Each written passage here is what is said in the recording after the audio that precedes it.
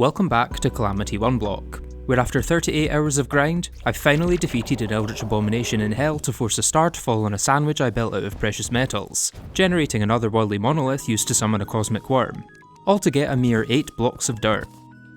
The first thing I do with this astral dirt is convert it into normal dirt using purification powder bought from the Dryad. I can then plant some hallowed grass on it with seeds I also got from the Dryad, which surprisingly allows hallowed mobs to spawn even though I don't have the biome. The main target here is pixies, but I may as well multitask while farming these, and I have just the right task to do so. With my Old Lord Claymore dash and the glide of my wings I can fly to the ocean, but this time I can place blocks without having to bridge all the way over thanks to the ice rod.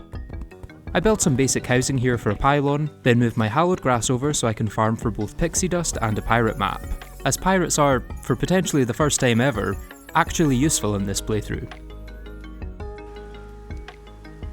While farming it starts raining, so I switch gears to instead farm cloud elementals for one of the best early hard mode weapons. While doing so, I'm rudely interrupted by a message warning me of the arrival of the twins. Usually in vanilla you'd have to break a demon or crimson altar for the mix to spawn, but since Calamity reworks the way hard mode ores and altars themselves work, they're set to randomly spawn from the very start of hard mode. Oh, nothing. Brilliant. Okay, let's give them a very unserious try. I actually don't want to defeat any of the mech bosses yet though, which is just as well as I have absolutely no chance with my current gear. Without Souls of Night or Light, I can't craft their spawn items, so I first want to get these as random drops from normal enemies, which only happens if they haven't been defeated yet. Since Calamity makes boss summons non-consumable, once I have one of each I'll be able to take them on as many times as I want. I do not think you could beat them. Yeah, you might be right on that one. After collecting enough pixie dust I make a set of fairy wings, giving me not only excellent flight stats, but also a much appreciated extra 60 health. While I'm talking about accessories, I should probably backtrack and explain how I got this giant tortoise shell without a jungle biome. Well, it's actually super easy, as Calamity adds an enemy to the sulphurous sea that drops turtle shells, which I can combine with one of the many giant shells I got in pre-hard mode to make one of the best defensive accessories in early hard mode, granting 15 defense, 5% damage reduction, and immunity to knockback, with some very minor downsides that I can mostly ignore. Back in the present, I place down a bunch of graves near the Dryad so she'll sell me crimson seeds. I then build a large cage which these seeds will live in for the foreseeable future atop the 8 dirt I have. This is the second community tech showcase of the playthrough, this time discovered by Bone Reaper, who found that 8 dirt is actually more than enough to make an entire artificial crimson or corruption. All it takes is a little gardening, and a lot of waiting. During that time I do yet another fishing session, this time to get hard mode ores. I'll not be using the tier 2 or 3 ores until I beat my first and second mech though, as these being found early in crates is a bug that has yet to be fixed. Once I have my first set of each ore there's a much more consistent way to get it though. I am of course once again talking about the mining armor set bonus. This allows me to dupe enough palladium to make a full set of armor, and while crafting it I'm notified of an incoming pirate invasion. I guess whatever Calamity does that allows the mechs to spawn also works for the pirates. I slowly make my way through them while accidentally still wearing the mining armor.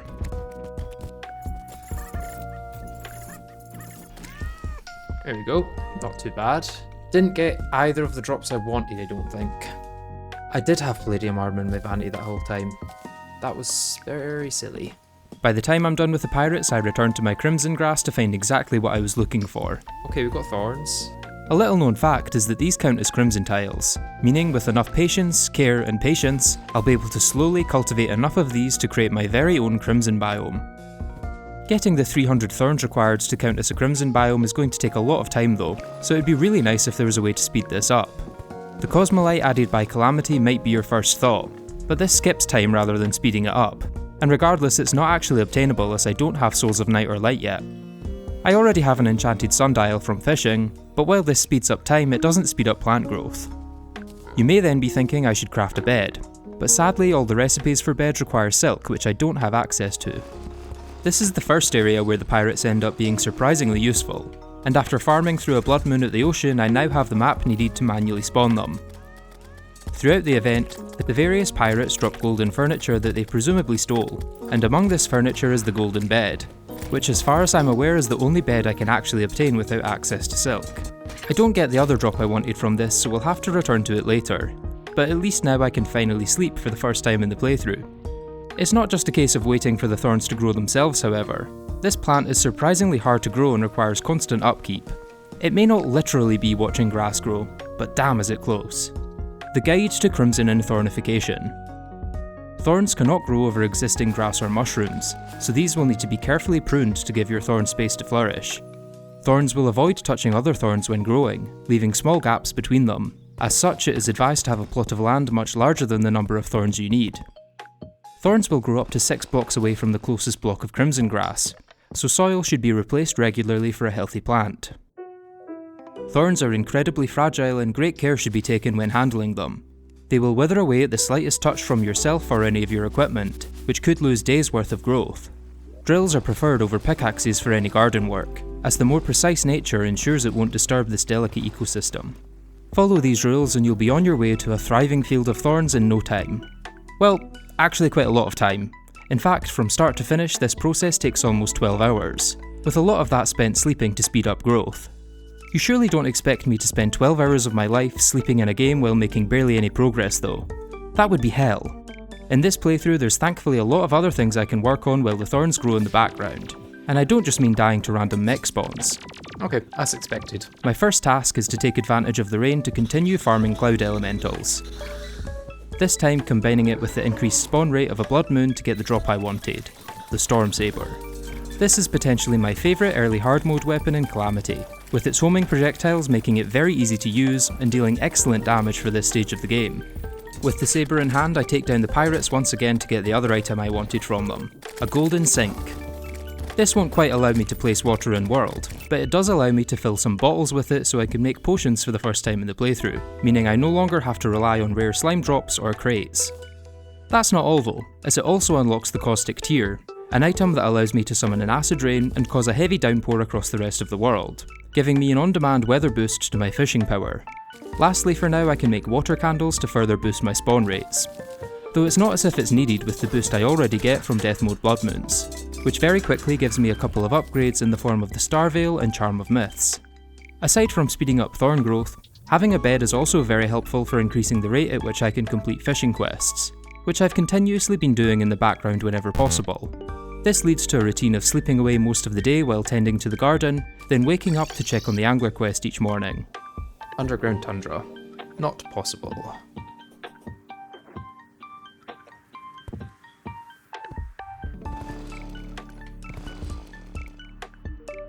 Surface. Finally one I can actually do.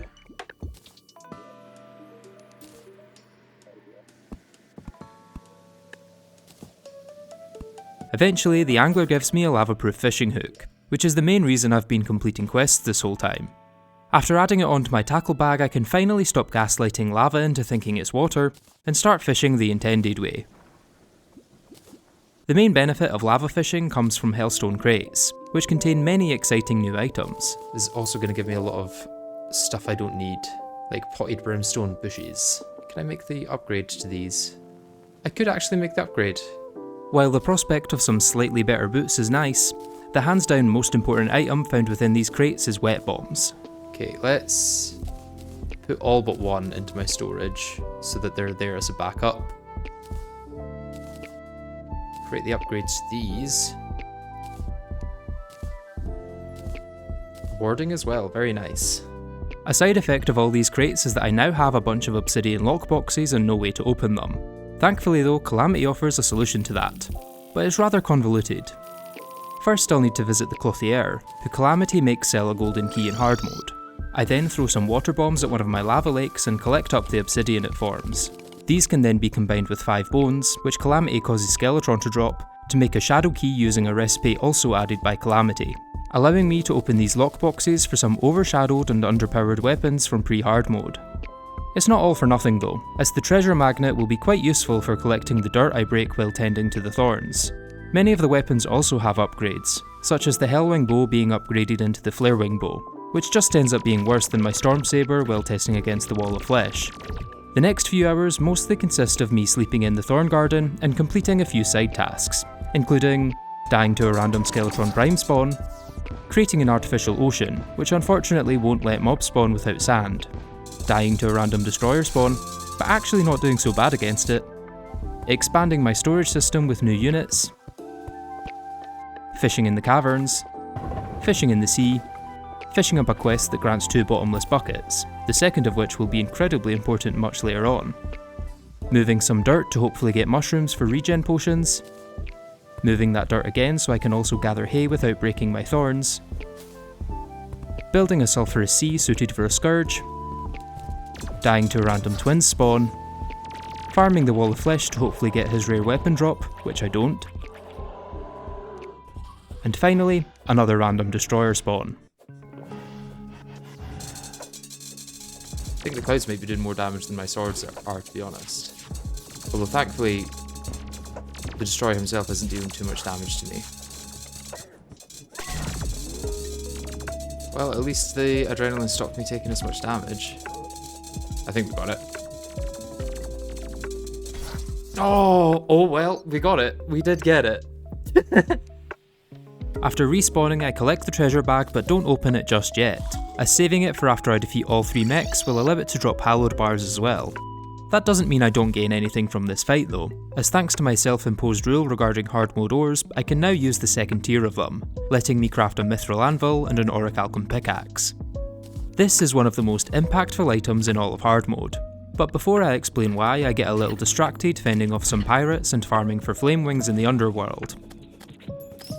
Then of course checking in on the Thorn Garden, which is coming along very nicely. With that out of the way, let's get back to the orichalcum pickaxe.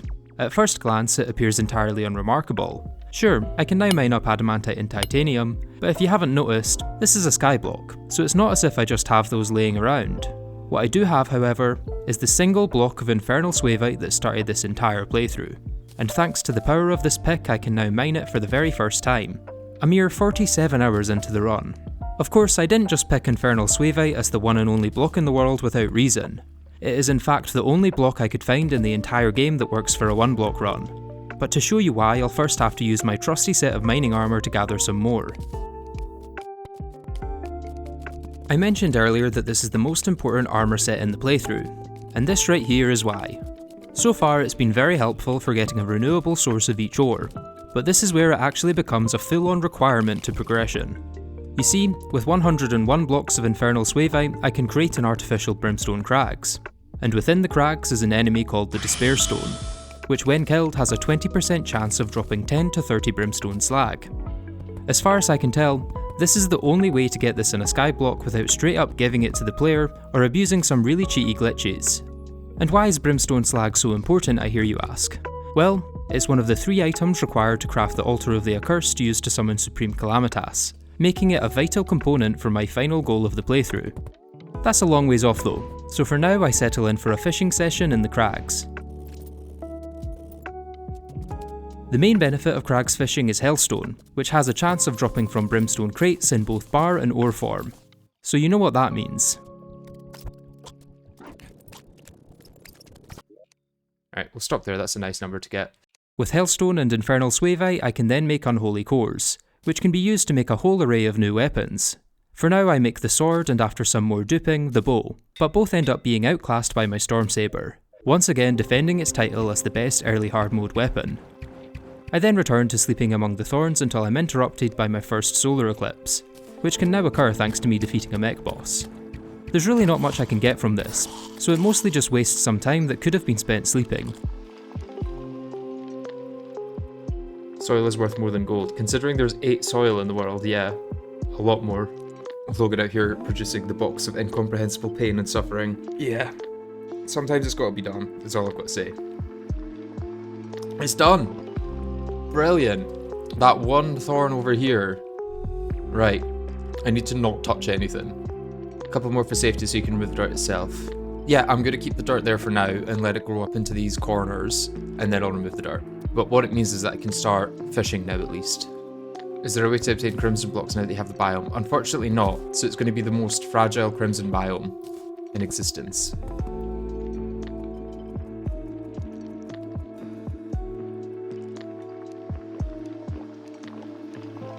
Fishing in the Crimson unlocks Hemopranas for rage potions, the Blade Tongue is a pretty competent true melee weapon, and hematic crates that contain both Ichor and Souls of Night which can be used in many recipes. But that's not even the best bit about this whole Thorn Garden setup. You see, with just a Contaminator and a handful of purple solution, I can convert the entire thing into a corruption biome in a matter of seconds. No need to wait another 12 hours for more thorns. This grants access to all the corruption equivalents to the crimson items I just fished up. Ebenkäufer Wrath potions, the Toxicarp as a pretty incompetent ranged weapon, and defiled crates containing cursed flames and even more souls of night, which I combine with some unholy cores and essence of havoc to make a charred idol I can use to summon the brimstone elemental. For that though, my current crags biome won't be enough, so I get started on farming despair stones for brimstone slag. Do a little bit of this, a little bit of this, and hope that I don't die.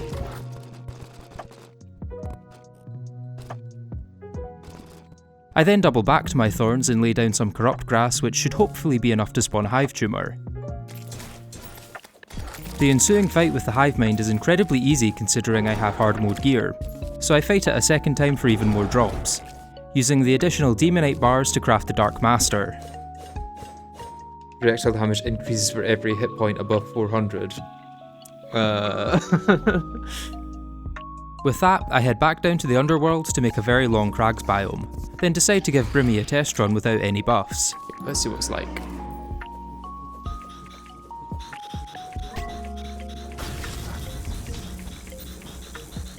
Okay, so not bad so far.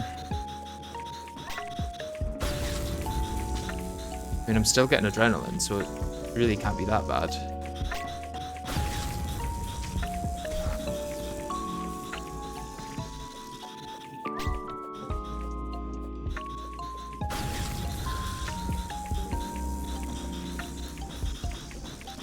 Yeah, I really don't mind the Brimstone Elemental fight. It's probably one of the ones I'm naturally a bit better at. That was honestly so much easier than any of my fights against the mech so far. So to take advantage of that, I fight her another few times to get her best weapon drop, the Hellborn.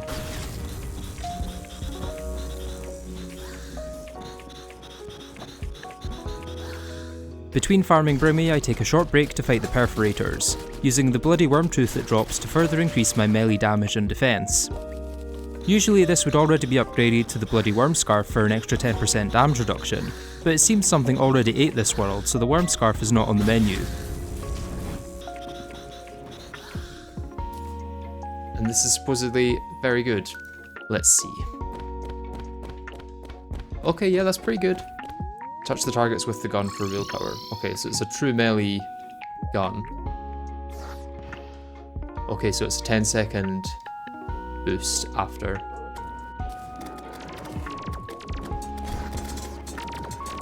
Okay, yeah, it's doing quite a lot of damage. I'm also taking quite a lot of damage, but that might be okay. I might deal enough damage that taking all that damage doesn't really matter.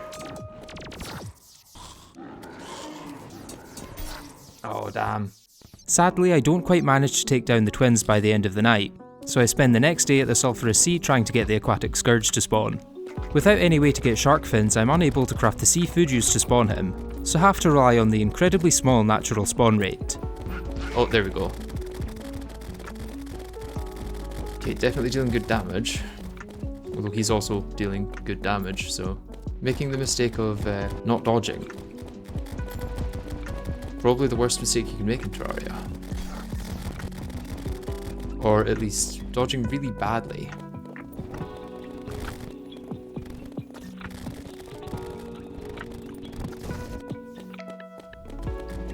Okay, managed that. Now just the actual event. After a very slim victory against the Scourge, the Tier 2 Acid Rain was a breeze. I don't end up getting the drop I wanted from this, that being the Orthocera shell as a much needed sentry upgrade, but go back to attempting the twins anyway. This is going worse than my first attempt. Like a lot worse. Yeah.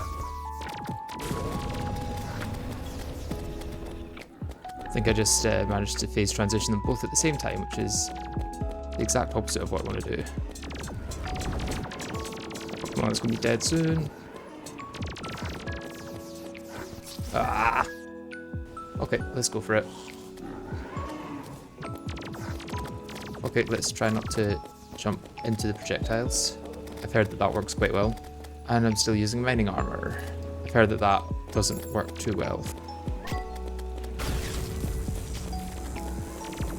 I did at least get my adrenaline off.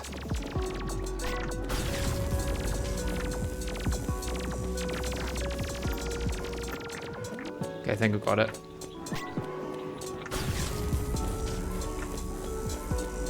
There we go. Not too bad. Could have been worse. Could have been better. I could have had the right things equipped. That would have helped. But we got it in the end. With my second mech down, I can now allow myself to use titanium and adamantite. But honestly, these don't offer much, so aside from upgrading my Hellforge, I mostly skip this tier. At this point, I've been sitting at 380 health for quite a while, so decide to do one last push on the life crystal grind to get up to max health. This is a good point to bring up some fishing tech that Bone Reaper taught me to eke out a little more efficiency from each session. Whenever my sonar potion detects an item I don't want, I quickly swap to another item in my hotbar and then back to my fishing rod. This cancels the time that would have been spent on the bobber animation and allows you to get straight back to waiting for a good catch. Pair this with a block directly below the bobber to slightly speed up the time it takes to settle, and you have a recipe for a high-octane, skill-based fishing session. 8 minutes later, I open my crates to find not one but 2 life crystals. Enough to both max out my health and make my first heart lantern. Looking back, I've come a long way from fighting slimes in the void. So, what's next? I could turn my 8 dirt into mud, plant some jungle grass and defeat Skeletron Prime, hoping a Plantera's bulb spawns on top of it. Considering the intended progression of the game, that would make a lot of sense. But there's a better option. By farming some enemies in the astral biome that I've mostly ignored since collecting my 8 dirt, I gather the materials needed to craft an astral chunk. Taking on Astromorius right now may seem a little strange, but trust me when I say it's going to be well worth it. If you're walking, he will not land on you. When he jumps, just walk. When we need to dash, he will not reach you. Just jump the projectile wave. Okay. Okay, I think I know what you mean now.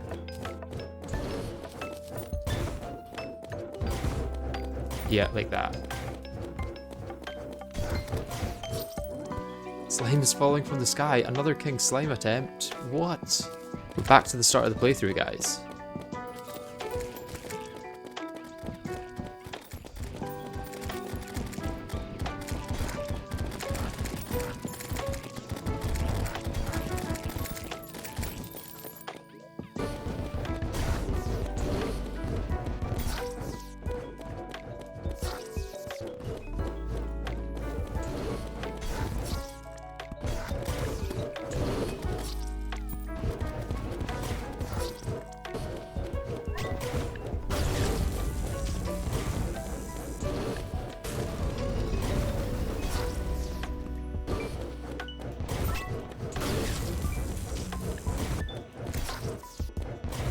Okay, getting close, but I'm also getting close to dying, especially if that hits me. A few seconds on a heal, and then I might actually be able to do this.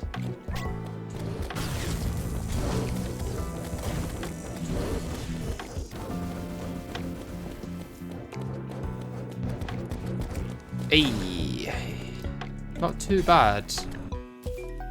Astromorius dropped some really good weapons and a permanent upgrade to my adrenaline, but that's not why I fought him so early. You may have noticed at the end of the fight there was a message in chat about another star falling from the heavens. This is entirely normal and happens in most worlds after defeating Aureus, but what doesn't usually happen is this. What you're looking at is a second monolith that spawned right on top of the existing one, and yes, this one contains dirt too. Full credit for this discovery goes to Raz in my Discord server. The full explanation behind it is a little complex and has to do with the number of astral tiles in the world and the astral ore on the surface. But the headline is that each time I defeat Aureus, I gain access to an extra 8 dirt.